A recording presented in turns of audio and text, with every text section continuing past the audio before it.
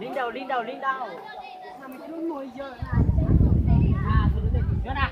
Thôi con. Gì nữa nè.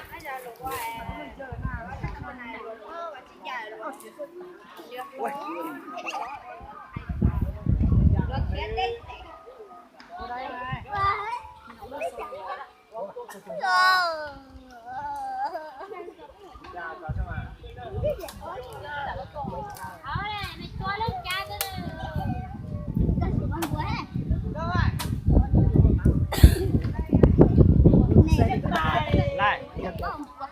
Lo. Ok ok. Thấy chưa? Rồi. Mua làm ngon bố đủ. Mua làm gì hả?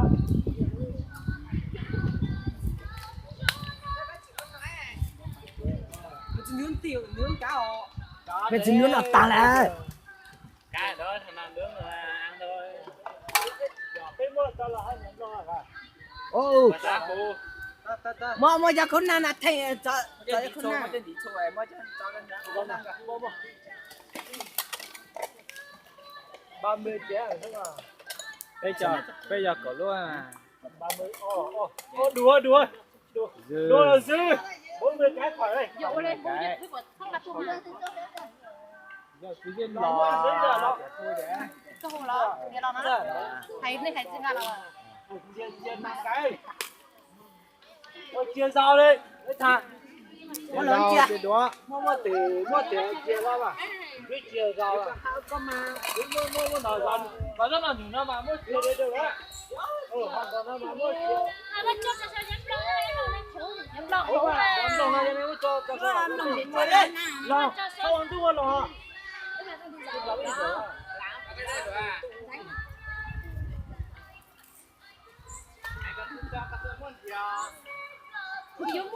Đi co.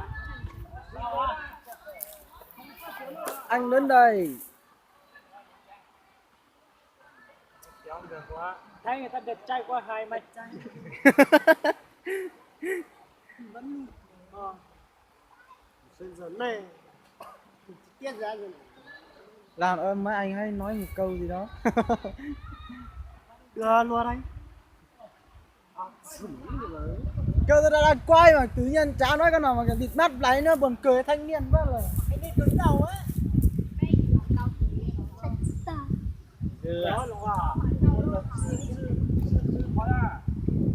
Biết hết rồi, hỏi ngày lắm.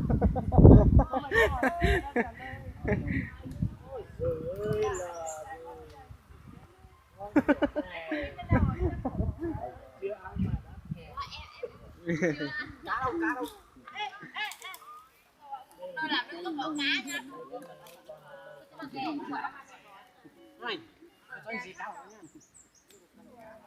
Con nào học quá chỉ họ làm để đâu mà. Ta đi chuyện rồi đấy, không biết chơi này đâu.